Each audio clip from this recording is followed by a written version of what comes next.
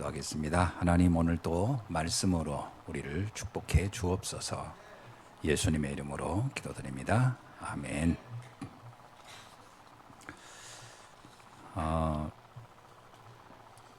기독교인은 세상 사람과 다른 것이 있습니다. 그게 뭐냐면 세상 사람이 모르는 다른 세계, 다른 힘을 안다는 겁니다. 이게 기독교인의 특징이에요. 세상 사람들은 이렇게 말합니다. 고난이 오거든 피하라. 그리고 고난을 가능하면 받지 말라. 이렇게 말합니다. 그런데 성경은 다르게 얘기합니다. 오늘 본문에서도 바울은 고린도 교회에 보내는 말씀 중에 고린도 후서 이제 시작하는데요. 고린도서 이런 얘기를 합니다. 6절에 보니까 우리가 환난 당하는 것도 너희가 위로와 구원을 받게 하려는 것이요, 이렇게 나와요. 우리가 환난 당하는 것이 사실은 너희들이 시험될 사항이 아니라 도리어 너희들에겐 큰 위로를 받는 계기가 될 것이고 구원이라고 하는 것도 이해하는 중요한 시간이 될 거다. 참 이게 해석이 다르죠. 또 8절에 이렇게 얘기합니다. 7절에 너희가 고난에 참여하는 자가 된 것 같이, 이렇게 고난을 피하지 말고 참여하라, 이렇게 얘기해요. 참 이것도 굉장히 특이한 경우입니다. 고난을 참여하라. 참여하란 말이 뭐죠? 막 억지로 끌려간다가 아니라 적극적으로 그것을 받아들이라, 이런 말이기도 합니다. 잘 이해하라라는 말이겠죠. 8절에 보니까 우리가 아시아에서 당한 환난을 너희가 알기를 원한다. 알기를 원치 않, 이게 모르기를 원치 않는다, 이 말은 니들이 우리가 어떤 고난을 당했는지를 꼭 기억해라, 이런 얘기를 해요.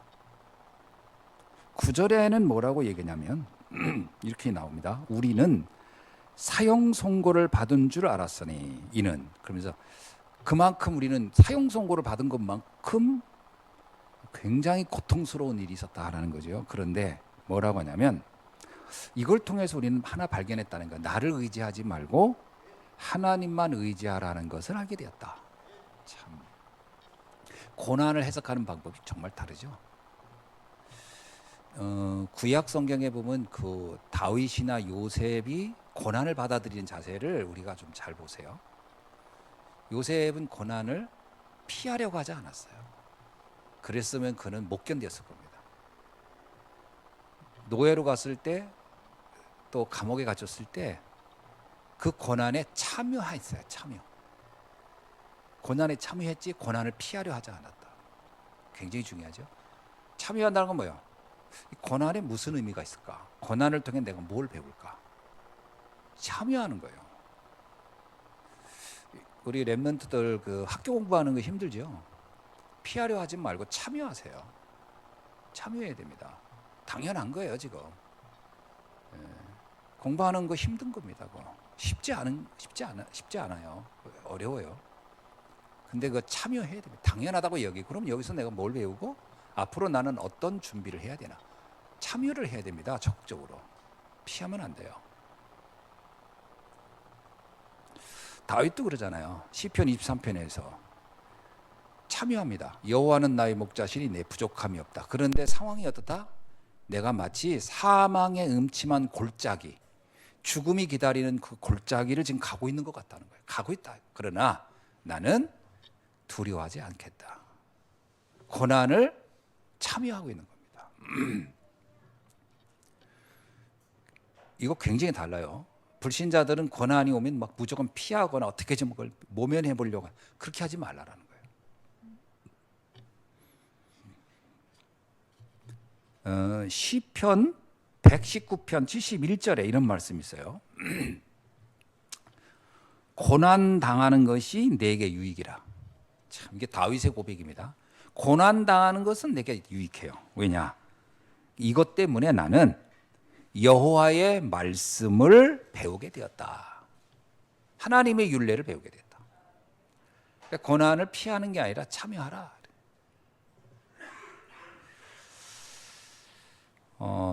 요한복음 15장 18절 19절에서 예수님은 이런 얘기를 했어요. 내가 세상에 속한 자가 아니라는 증거로 세상에서 너희는 고난을 받는 것이다. 참 표현이 재밌죠. 그러니까 네가 고난을 만약에 안 받는다, 그러면 세상에 속해 있기 때문일 것이다. 세상 사람, 세상의 어떤 그 풍속과 이거를 너무 네가 만족스럽게 그걸 받아들이고 있다면 뭐 너가 어려움 당할 일이 뭐가 있겠냐라는 거예요. 그러나 나는 세상과 구별되어 있다라고 한다면 분명히 어려움은 올 것이다. 그러니까 네가 만약에 세상에서 어려움을 당해, 예를 들면 초대교회 성도들이 유대교인들에 막 핍박당하고 로마 핍박, 그게 뭐예요? 아, 내가 이들과 다르다는 거구나. 이것을 확인하는 현장이다. 그러니까 고난을 피하지 말고 참여하라, 이렇게 얘기하고 있습니다. 또 하나는 우리 성도들이 그러면 고난을 그냥 무조건 받아들이기만 하면 되느냐, 이런 말은 아니죠. 어떤 환난이나 어떤 어려움이나 어떤 고통 안에서도 우리가 이렇게 참여할 수 있는 이유가 있다는 거야. 다른 힘을 갖고 있기 때문이라는 거야. 다른 힘이, 이걸 이겨내거나 이거를 축복으로 바꿀 수 있는 힘이 내게 있다는 거예요. 사람이 아무 능력도 없는데 고난을 그냥 참여한다? 그럼 그 사람 곧 죽습니다. 요셉은 자기가 그거를 축복으로 바꿀 힘이 있었던 거예요. 힘이 있으니까 참여하라는 거지. 여러분, 평상시에 막 운동을 한 사람이, 몸도 관리하고 뭔가 힘 있는 사람이 어떤 어려운 상황에 들어가면 그 즐기지만, 아무 준비도 안 된 사람이 그 어려움을 즐긴다고 그러면 죽지, 잘못하면. 그러니까 내가 준비되어 있는 거예요. 내가 다른 힘이 있는 거예요. 그럼 다른 힘이 뭐냐 이거예요. 그게 바로 기도의 힘입니다.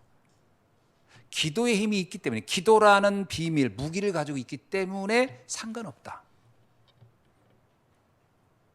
다윗이 그 어려움에 대해서 그렇게 담담할 수 있었던 것은, 그걸 참여할 수 있는 것은 기도라는 무기를 가지고 있었기 때문에 가능했다라는 거예요. 그러니까 기도라는 무기를 모른다, 그러면 그 고난은요 죽습니다. 들어가서 못 견딥니다. 미쳐버릴 거예요. 그러니까 고난이라는 현장을 이길 수 있는 무기가 내게 있느냐. 그러니까 내가 정말 기도라는 것에 대해서 이걸 어떻게, 이거를 내가 이해하고 깨닫고 믿고 있느냐 하는 거예요. 그래서 이렇게 얘기하잖아요. 기도로 우리를 도우라. 그러면 많은 사람은 기도가 얼마나 큰 힘인지 그것을 알게 될 것이고 하나님께 감사하게 될 것이다. 이야, 요게 핵심입니다. 기도의 힘을 알게 될 것이다라는 거예요. 기도의 힘을. 여러분, 기도의 힘을 알아야 됩니다. 그래서 야고보서 5장 13절에서도 바울이 이렇게 얘기해요. 너희 중에 고난당한 자가 있느냐? 저희는 기도할 것이요. 근데 기도를 모르는 사람 보고, 야, 너 고난당하는 거 그거 참여해. 그럼 그 사람은 죽습니다. 기도가 이해되면 상관없다는 거예요. 자, 그러면 기도할 때 어떤 일이 일어나는지를 한번 알 필요가 있겠죠? 성경은 이렇게 약속합니다. 성경의 약속을 믿어야 되는 거예요. 기도할 때 성령이 역사한다는 거예요. 이게 무슨 얘기냐? 기도할 때 하나님이 역사한다는 거예요. 이걸 믿어야 됩니다. 다니엘이 그래서 사자굴에서 기도한 거예요. 두려워하지 않고. 성령, 하나님의 영이 역사한다는 걸 믿었던 거예요. 기도할 때 주의 천군 천사가 정말로 활동한다는 겁니다. 오래전이죠. 우리 큰딸이 교통사고 나서 막 그때 오래전이죠. 막 거의 죽기 직전이 됐을 때 저는 죽어갈 것 같다는 생각도 했었으니까요. 근데 그때 내가 딱 붙잡고 기도했거든요, 하나님께. 그때만 간절한 기도를 한 적이 없었던 것 같아요. 뭐 내 앞에서, 내 보는 앞에서 사고 났으니까. 그래서 딱 안았는데 그때가 아마 4살 때인가 5살 때인가, 네? 몇 살 때였대요. 하여튼 그 좀 어렸을 때니까 가물가물하네. 그 아이를 딱 안고서 내가 그때 차 안에서 기도해서 하나님 딱 보니까 못 살리겠는 거예요, 사람은. 왜냐?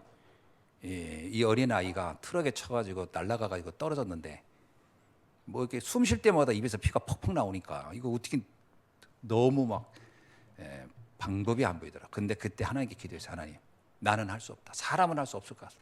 하나님은 살릴 수 있을 것 같다. 하나님 살려달라. 그랬더니요, 정말 옆에 운전하는 그걸 태워준 아줌마 있었거든요. 그 다마스 조그만 그 차에 아줌마가 태워줬는데 다른 택시들은 다 도망가더라고. 피 나오니까 자기 차에서 사람이 잘못되면 그것도 운이 안 좋고 그럴까봐 다 피하는데 그 다마스 아줌마가 빨리 타라고. 그리고서는 거기서 단대병원 그때 갈 때인데 짧아요. 거기서 단대병원 저기 제가 선거에서 그런 일이 일어나가지고 그 앞에 단대병원이 얼마나 가깝습니까? 가는데 그 아줌마가 그러는 거예요. 아저씨, 내가 하나님이라도 살려줄 것 같아요. 그러더라고.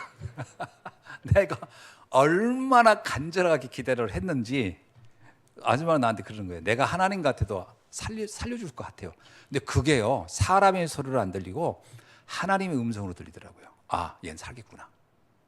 얘는 살겠구나. 그런데 그때 토요일이었어요. 토요일 그것도 한 4시나 5시. 그 병원 응급실에 갔는데 전문의가 하나도 없는 거예요. 그리고 일요일 지나고 월요일 날 출근하면 얘는 큰일 나는 거예요. 바로 그날 수술을 해야 되는데 신기한 일이죠. 그 단국대 병원에 그 소아과부터 치과부터 내과, 흉부외과 모든 전문의가 다 있는 거예요. 그래서 수술을 바로 했어요. 정말 기적이죠. 그 의사들이 다 천안에 있더라니까. 알고 봤더니 다 서울 사람들이야. 다 토요일이면 딱 가야 되는데 내가 기도한 게 그 사람 발을 다 붙잡았는데 천안에 다 있게 만들었어요. 그분들이 와서 수술해서 살아났어요. 저는 그때 지나고 나서 생각해요. 아, 기도는 천군 천사를 움직이는 거구나. 기도는 성령의 역사하는 시간이구나. 여러분, 기도해야 됩니다. 내 인생에 있어서 그때가 가장 간절하게 기도했던 시간이었던 것 같아요. 가장 간절하게. 어떻게 기도했냐고 말은 못하겠어요. 하여튼 가장 간절하게. 여러분, 기도할 때 흑암의 역사가 무너지는 겁니다. 믿으셔야 돼요. 그러니까 우리가 성도가 환난과 어려움과 고난을 참여할 수 있는 이유는 이 힘이 있기 때문이에요. 그러니까 이거를 성경을 잘 보세요. 다니엘도 그랬고 에스더도 그랬고 다윗도 그랬고 히스기야 왕도 그랬고 공통적입니다. 엄청난 고난이 왔을 때 그들은 기도라는 무기를 활용했던 거예요. 이게 어마어마한 겁니다. 근데 오늘날 성도들이 가장 모르는 것이 내가 볼 땐 기도예요. 안 합니다. 그리고 나서 힘들다고 그래요. 죽겠다고 그래요. 왜 나는 이렇게 힘드냐 그래요. 그 무기를 쓰질 않는 거예요. 그 어마어마한 힘을 땅에다 묻어놓고 나는 너무 힘이 없다 그러고 있는 거예요. 전 정말 이거는 심각한 착각이라고 생각합니다. 성도가 세상을 두려워하지 않는 이유, 환난과 고난을 두려워하지 않는 이유 3가지입니다. 첫째입니다. 성도는 당연히 오는 재앙을 막을 권세를 가지고 있습니다. 이게 우리에게 준 권세예요. 요한복음 1장 12절이 말했어요. 영접하는 자 그의 이름을 믿는 자들에게는 하나님의 자녀가 되는 권세를 주셨느니라. 우리가 신분이 바뀌는 순간 권세가 주어졌어요. 엄청난 능력이 주어졌다니까요. 이게 굉장한 겁니다. 모든 사람에게는 당연히 재앙이 오게 돼 있어요. 재앙 안 받는 사람 지구상에 한 명도 없어요. 다 고난을 받습니다. 이거를 일단 인정해야 돼요. 그러니까 사람들은 이런 착각을 해요. 나만 힘들다고 그래요, 자꾸. 세상에 나만 힘들, 우리 집만 힘들. 아닙니다. 세상의 모든 사람은 힘들어요. 단지 그들을 내가 잘 모를 뿐이에요. 모든 사람을 만나봐서 얘기해 보세요. 문제 없는 집이 있든가, 문제 없는 사람이 있든가, 고통 없는 사람이 있든가, 어려움 없는 사람이 있든가, 염려하지 않는 사람이 있든가, 지구상에 그런 사람이 있으면 한번 데리고 와보세요. 없습니다. 다 문제가 있습니다. 앞에 웃고 있는 사람도 있고, 난 지금 괜찮아 하는 사람도, 그게 말이 그렇지 그렇지 않습니다. 다 문제가 있는 거예요. 왜 그렇죠? 이 땅은 공중권세 잡은 자가 장악한 곳이에요. 그 어쩔 수 없습니다. 우리가 이 땅에 태어나는 순간 이 땅에는 바이러스가 있고 다 있는 거예요. 그거 없을 수가 없습니다. 모든 것에 다 있는 거예요. 모든 그 세균은 다 있는 겁니다. 이 공간 여기 속에 다 있을 거예요. 그런 거예요. 없는 데가 어디 있겠어요. 마찬가지예요. 모든 곳에는 문제가 있는 것이다. 그걸 받아들여야 돼요. 그것을 우리가 막 몸부림을 친다고 해서 해결할 수 있느냐? 해결할 수 없습니다. 그걸 해결해 보려고 나온 게 종교거든요.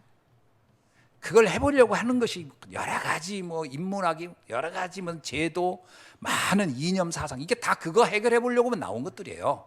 국가를 왜 만들었어요? 그걸 어떻게든 이 제도적으로 만들어 볼까 해결해 볼까? 이념과 사상이 왜 만들었어요? 이런 걸 가지고 뭔가를 해결해 보려고. 학문을 왜 만들었어요? 이걸 어떻게 해결해서 행복해 보려고. 이 땅에 인간이 노력한 모든 것들은 문제를 해결하려는 의도에서 만들어진 거라고 봐야 돼요. 학문도 다 그래서 발전된 거예요. 그런데 이게 우리의 노력으로 해결되지 않는. 인간은 인류 역사를 시작한 이래로 지금까지 엄청난 발전을 했어요. 그러면 그 발전한 것만큼 불행이 없어져야 되는데 안 없어집니다. 우리가 막 고행하고 수고하고 없어져야 돼. 안 없어집니다. 누가 그러더라고요. 기독교는 그렇다. 아니 기독교에 모든 걸 다 가보세요. 다 안 없어집니다. 그거를 운명이라고 하는 겁니다.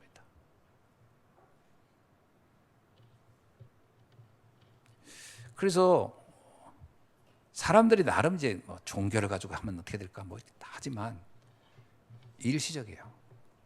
안 됩니다. 우리는 성경에서만 그 답을 찾을 수 있어요. 그래서 이건 정말 전 축복 중에 축복이라고 봅니다. 하나님은 수천 년부터 이 답을 준 거예요. 창세전부터 이 답을 줬어요. 이게 핵심입니다. 답을 처음부터 줬어요. 단지 사람들이 이걸 모르고 있을 뿐이에요. 창세기 3장 15절 그때 답을 줬어요. 여자의 후손이 와서 뱀의 머리를 짓밟을 것이다. 답을 줬다니까요. 처음부터. 이걸 사람들이 모르고 있거나 안 믿고 있고 부정해서 그렇지. 이 답을 정말 잡으셔야 돼요.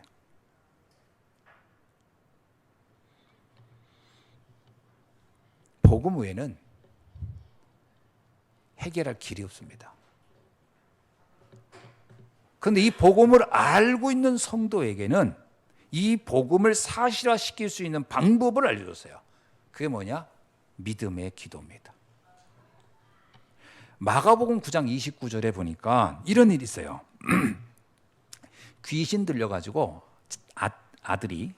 어린 아들이 귀신 들려서 막 발작을 하는 거예요.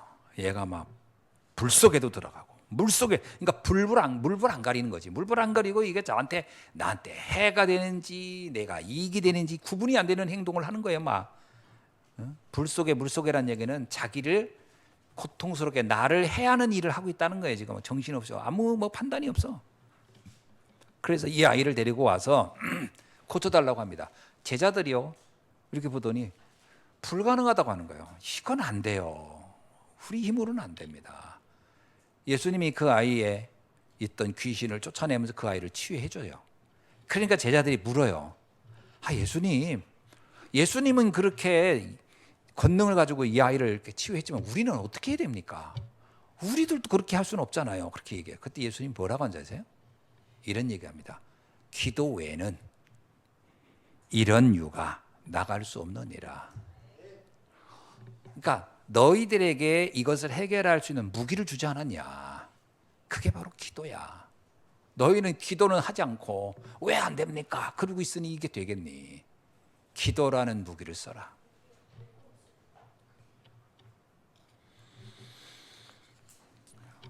마가복음 16장 17절 18절에서도요. 예수님께서 이런 말씀을 합니다. 믿는 자에게는 이런 표적이 따른다. 그러면서 병든 자에게 손을 얹은 즉 나으리라. 이게 뭐예요? 기도라는 무기를 쓰라는 거예요. 그런 능력을, 그런 표적을 할 수 있는 힘을 하나님의 자녀들에게 이미 줬다라는 거예요. 야고보서 5장 13절로 16절에도 이렇게 얘기합니다. 너희 중에 고난당한 자가 있느냐? 그는 기도할 것이요. 여러분, 고난당하냐? 힘드냐? 어렵냐? 기도하라는 거예요. 근데 고난당하고 어려우면 뭐해요? 뭐예요?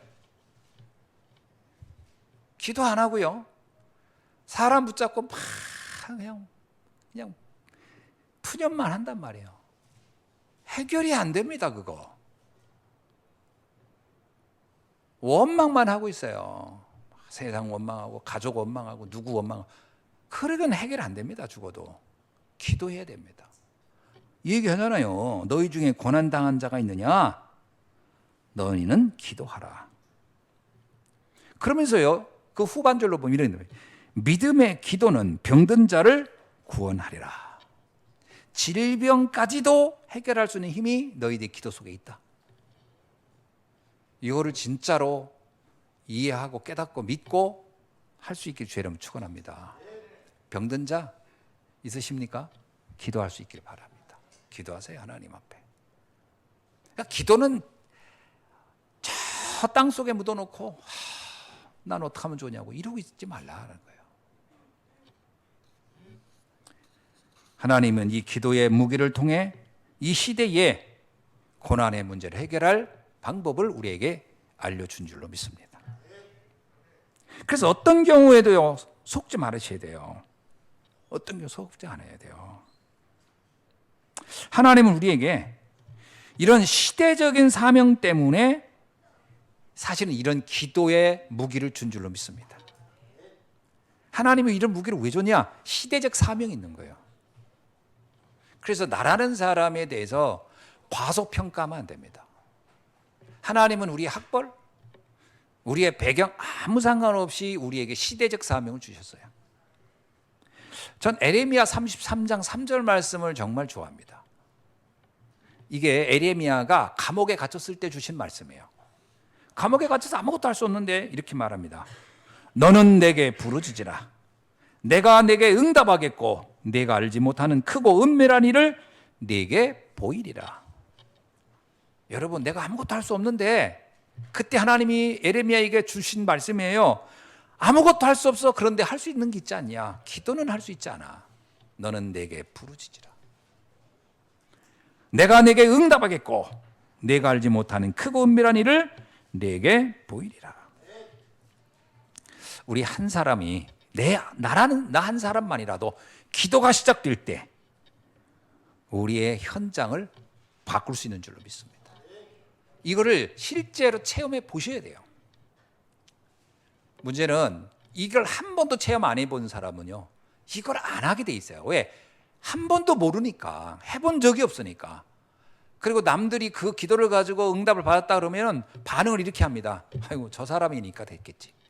아닙니다. 기도했기 때문에 가능했던 겁니다. 시도를 해보셔야 돼요. 가장 안타까운 건 뭐냐면 남들이 된 걸 부러워는 하는데 시도를 안 해요. 안 한다니까. 기도를 죽어도 안 하면서 남들이 된 문제는 어떻게 우연히 됐겠지. 그리고 부러워한단 말이에요. 아닙니다. 얘기하잖아요. 너는 내게 부르짖으라. 언제요? 감옥에 갇혀 있으니까 얼마나 막막하고 답답하겠어요. 그런데 나는 내게 응답하겠다. 내가 알지 못하는 크고 은밀한 일을 내게 반드시 보이리라. 두 번째입니다. 우리 성도는 흑암 경제에 빠진 이들을 건져낼 수 있습니다. 나의 흑암 경제도 바꿔낼 수 있습니다. 여러분, 불신자의 99%는 무슨 생각을 하냐면 돈만 있으면 행복할 수 있다. 거의 그렇게 생각합니다. 과거에 저도 그런 생각을 했으니까요. 근데 저만 그런 게 아니고 다 그럴 겁니다. 99% 아니면 99.9%일 수도 있어요. 돈만 있으면 행복할 수 있다. 근데 돈이라는 것 자체는 원래 일종의 그 물물 거래할 때 사용되는 토큰 같은 겁니다. 그렇죠? 물건을 직접 들고 그 무거운 걸 들고 다닐 수 없으니까 예를 들어서 이거를 내가 팔고 싶은데 이걸 들고 가가지고서 이거 살래요? 안 살래요? 그리고 거래했던 그 사람이 싫다 그러면 다시 들고 와야 돼 집에. 그 다음날 다음에 또 나가면 돼 들고 살래요? 안 살래요? 안 사. 그러면 또 들고 와. 이렇게 할 수는 없잖아요. 이런 것들이 집을 어떻게 해요? 집 들고 다닐까요? 우리 집 팔래요? 그래서 이거를 토큰으로 하는 거예요. 돈으로. 그래서 이걸 다 그 돈의 결정이 되면 그 돈 가치만큼 물건을 주는 거죠. 근데 돈은 물건을 거래하는 도구지 행복을 살 수 있는 도구는 아니라는 겁니다. 어떤 유명한 경제학자가 말했어요. 돈은 편리함을 주는 것이다. 그러나 평안함을 주는 것은 아니다. 편리함은 주는데 평안함은 다른 것이다. 평안함은 돈과 그닥 관련이 없다. 이런 얘기했어요. 평안함은 그런 것이다. 편리함과 평안함은 다른 얘기거든요. 그러면서 말하기를 성경은 이렇게 얘기합니다. 만약에 너가 돈을 사랑한다면 그것은 너에게 심각한 고난의 가시가 될 것이다. 돈을 사랑하면 안 돼요. 돈을 좋아해야지. 여러분, 좋아하는 것과 사랑하는 것은 본질적으로 다른 겁니다. 나는 돈을 싫어. 이거는 사실은 이 사회에 살기 쉽지 않아요. 저기 화성이나 저기 목성이나 달에 가 살아야 돼. 돈은 좋은 겁니다. 그러나 이것이 돈을 사랑하면 안 돼요. 이거는 토큰이니까 활용해야 돼요. 유용하게. 디모데전서 6장 10절에 이런 말씀이 있어요. 잘 들어보세요. 돈을 사랑하는 것은 일만하게 뿌리가 된다. 이거 정말 표현이 강렬하죠? 그러면서 근심이, 그러니까 돈을 사랑하면 그것 때문에 너는 그 근심으로 자기를 찌를 것이다. 여러분 돈 사랑하면요, 돈 걱정 때문에 그게 잠도 못 이뤄요. 찔러가지고 잠도 안 와. 막 머리도 아프고 잠이 안 와. 이제 막 이게 찔러요. 없으면 없어 찌르고 있으면 있어 찌르고. 돈은 그런 겁니다. 돈은 사랑하면 찔러요. 막 찔러요. 뇌를 찌르고 가슴도 찌르고 막 잠도 안 오고 한숨 나오고 막 찌릅니다.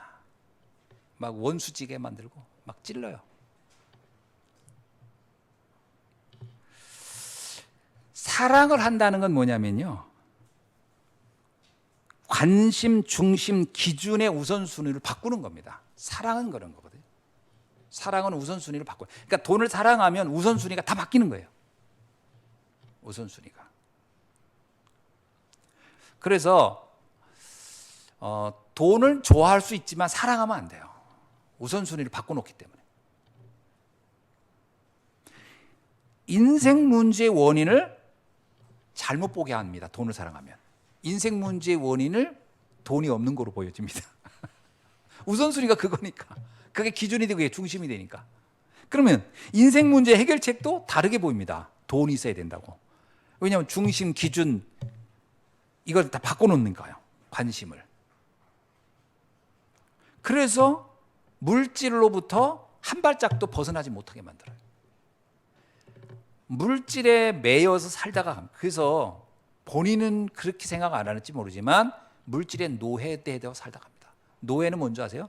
내가 물질을 관리하는 게 아니고 물질이 나를 통제하는 거예요. 여러분, 내가 물질 때문에 내 행복이 손상을 받지 않아야 되는데 물질이 나를 기쁘게 만들었다가 불행하게 만들었다가 근심하게 이게 물질이 나를 통제한다니까. 나를 막 컨트롤해버리니까 심각해지는 거예요. 인류 역사에서 일어난 재앙의 99%는 물질을 사랑한 사람들로부터 시작된 겁니다. 지금도 일어나는 일은 물질을 사랑하는 사람들로부터 일어나는 일이에요. 물질을 유용하게 쓰는 겁니다. 그러면 언제 물질이 응답을 오느냐? 우선순위를 바꿔야 돼요. 예수님이 이렇게 얘기했어요.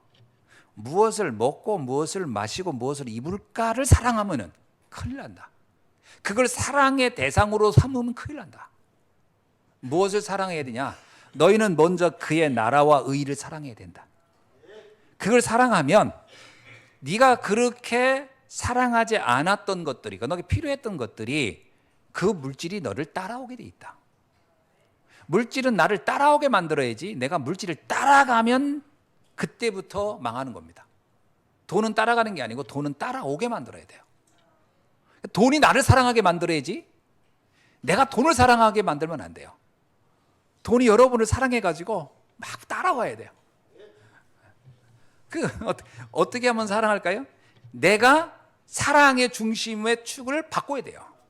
그의 나라와 의를 사랑해야 돼요.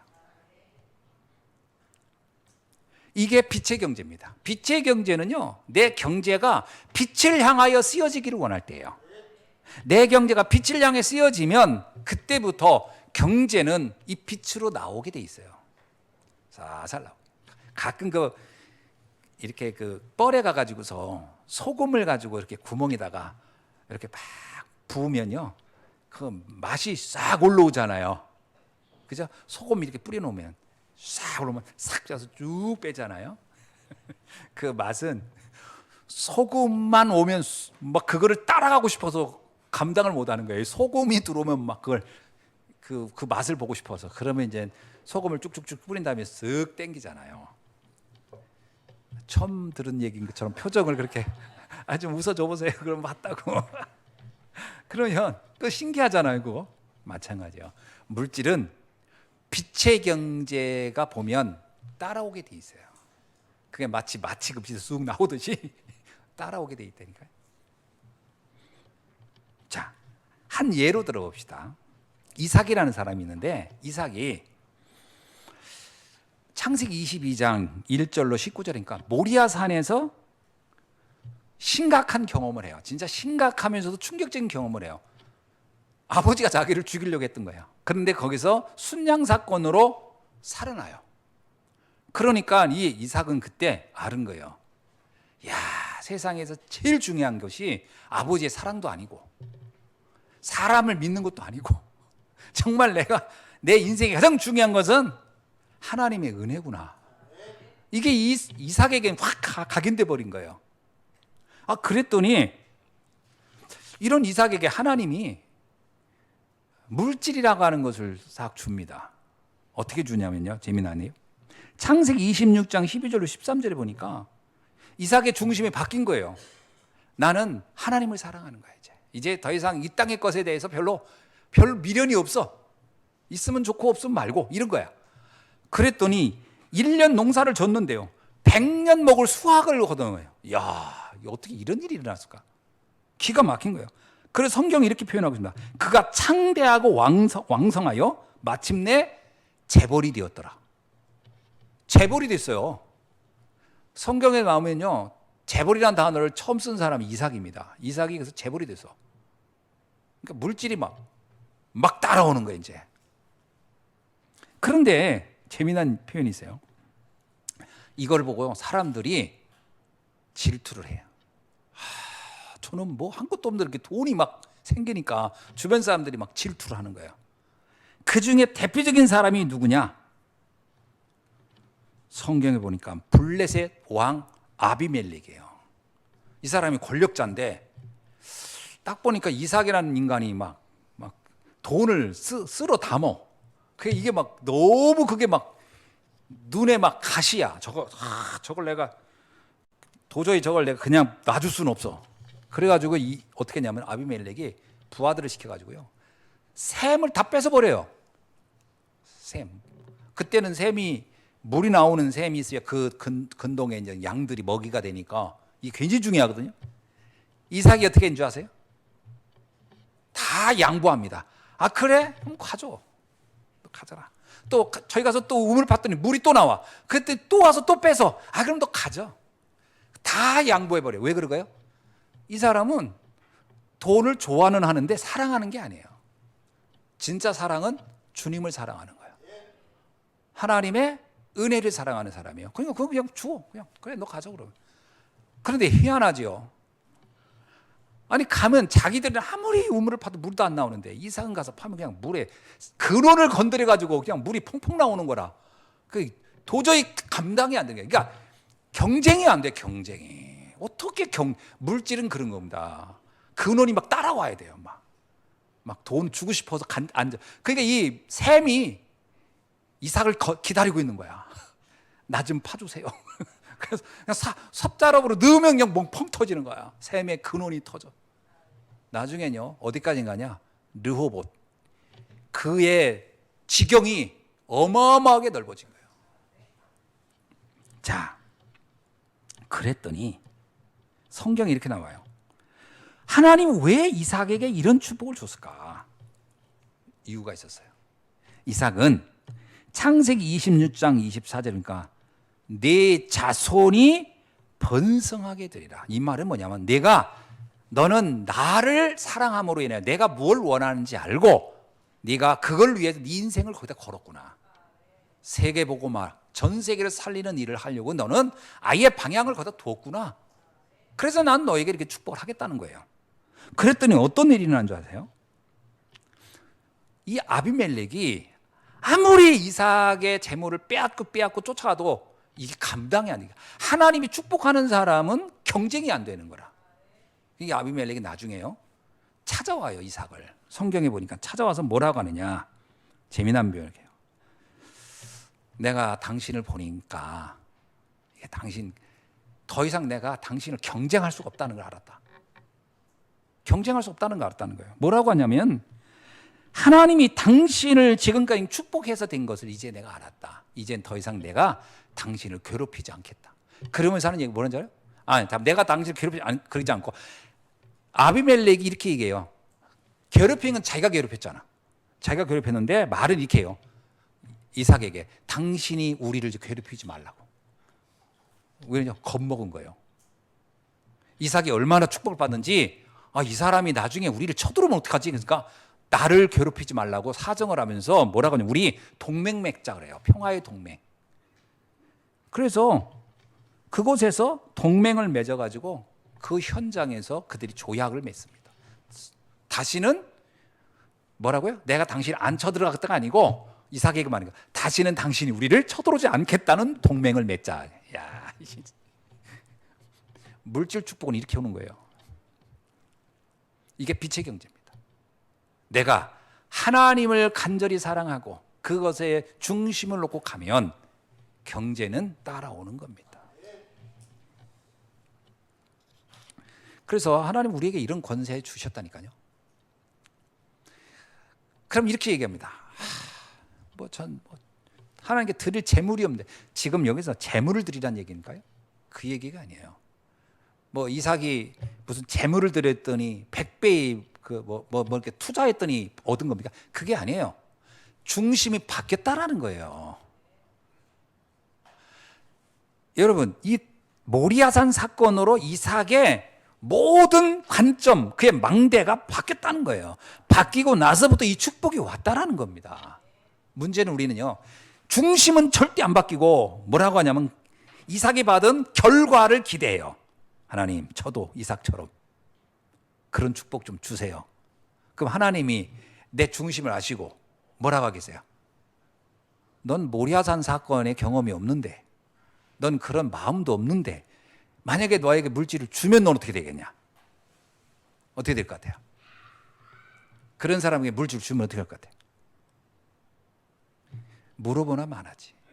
물질에 노예돼 버리죠. 물질에 노예됩니다.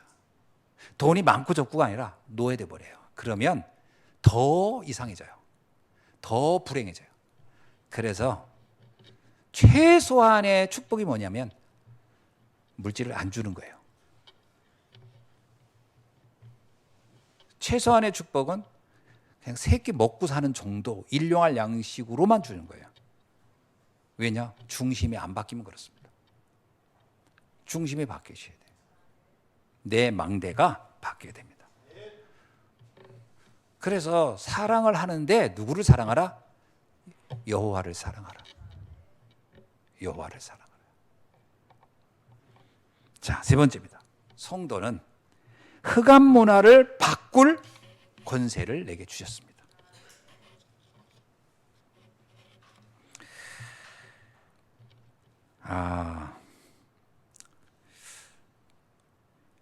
하나님의 목적은 흑암 문화를 바꾸는 겁니다. 이게 굉장히 중요해요. 흑암 문화를 바꾸는 거예요. 이사야 60장 1절 3절로 이런 얘기합니다. 일어나 빛을 발하라. 이는 내 빛이 이르렀고 여호와의 영광이 내 위에 임하였습니다. 보라, 어둠이 땅을 덮을 것이요 캄캄함이 만민을 가릴 것이다. 세상 문화를 잡은 겁니다. 오직 여호와께서 내 위에 임하실 것이며 그의 영광이 내 위에 임하리니 나라는 내 빛으로 왕들은 내 광명으로 나오리라. 여러분, 나라들이 내게 오고 왕들이 내게 온다는 말은 뭐예요? 문화가 바뀌는 거예요.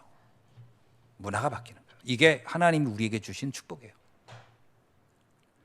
이걸 다른 말로 표현하면 하나님의 나라라고 하는 겁니다. 지금 세계는 어떤 상태냐? 공중권세 잡은 자가 지금 문화를 잡았어요. 그래서 에베소서 2장 2절로 3절이 뭐라고 표현하냐면 세상 풍조를 붙잡고 공중권세 잡은 자가 장악하고 있는데 세상은 그래서 진노를 당하고 있다라는 겁니다. 그런 겁니다. 이걸 바꾸는 게 우리의 목적이에요. 그러면 지금부터 우리는 어디에 기도를 해야 되냐? 이 흑암 문화를 바꿀 기도가 시작돼야 됩니다. 이게 주님이 말한 거예요. 너희는 먼저 그의 나라와 의를 위하여 구하라. 그리하면 이 모든 것을 너에게 주시리라. 그래서 사실 흑암 문화를 바꾸는 최고의 방법은 기도입니다. 그래서 기도는 엄청난 영적 과학이에요. 기도의 사람이 있다면 모든 걸 바꿀 수 있습니다. 요게벳이라는 사람이 기도의 사람이에요. 그때 노예로 태어난 여자가 아이를 낳기만 해도 그 남자아이는 죽이는 시대에 요게벳은 그걸 바꾸는 기도가 시작된 거예요. 흑암 문화를 바꾸는 기도를 시작한 거예요. 그러니까 여러분, 노예로 태어났는데도 기도를 통해서 그 시대의 그 환경을 바꿨다니까요. 한나도 문화를 바꾸는 기도를 시작한 거예요. 처음에는 생각을 못했어요. 내가 기도를 통해 문화를 바꾼다? 무슨 기도했어요? 의식주 기도했어요. 그런데 기도를 바꿨어요. 나시린을 통하여 지금 이 시대에 일어난 이 흑암 문화를 바꿀 것이다. 이게 한나라는 한 여자, 그냥 평범한 여자인데 기도가 그렇게 돼 있어요. 그게 엄청난 결과를 갖다 줬어요. 기도를 시작해야 됩니다. 기도를 바꾸라는 거예요. 우리 옆 사람한테 같이 기도를 바꿉시다. 오늘부터 한번 바꾸세요. 그러니까 자꾸 이런 착각을 해요. 내가? 그건 요괴배 생각하면 가능해요. 나는 노예가 아니잖아. 나는 가능한 거예요. 그럼 내가? 그럼 한나 같은 사람이 아니잖아요. 한나는요, 집에 첩도 있었고 막 그랬잖아요. 여러 가지 상황이 안 좋아요, 사실은. 근데 한나 기도해서 모든 걸 바꿨잖아요. 근데 우리는 얼마나 좋은 조건에 있어요. 근데 왜 기도를 못 합니까? 말씀을 맺습니다. 오늘날에는요, 많은 기독교인들이 사실은 그 영적인 단어는 쓰는 것 같은데 영적인 부분에 대해서 능력이 없어요. 그래서 디모데 후서에서 이런 얘기 하잖아요. 뭐라고 얘기하냐면 이렇게 표현합니다. 경건의 모양은 있는데 경건의 능력은 없다. 참 안타까운 거죠.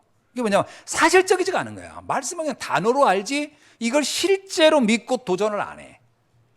이걸 이제 시작해야 됩니다. 이걸 안 하면 엉터리 기독교인 되는 거예요. 자신이 일부러 난 엉터리야 라고는 안 하지만 뭐 아무 능력이 없으면 엉터리지 뭐 달리 엉터리겠어요.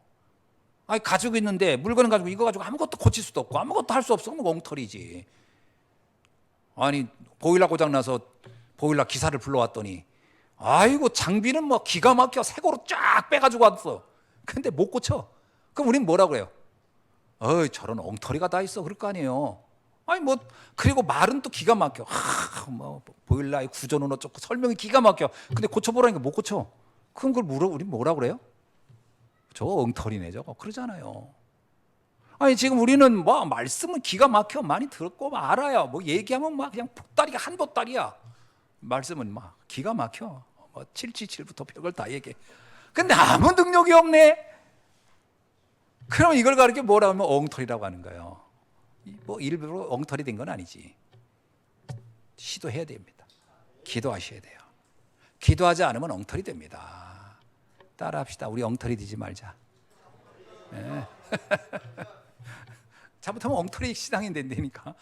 아무 능력이 없어요. 폰만 잡고 다니고 그럼 큰일 나요.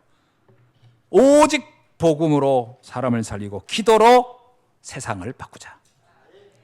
기도하겠습니다. 하나님 감사합니다. 오늘부터 기도로 세상을 바꾸는 우리의 교회를 살리고 가정을 살리고 현장을 살리는 주역으로 쓰임받게 하옵소서. 하나님이 축복해 주옵시고 우리 안에 불신앙이 완전히 꺾이는 날이 되게 하시며 믿음의 능력을 붙잡고 기도로 도전하는 시간이 되도록 인도하여 주옵소서.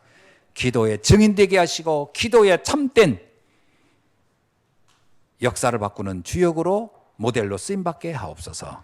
예수 그리스도의 이름으로 기도하옵나이다. 아멘.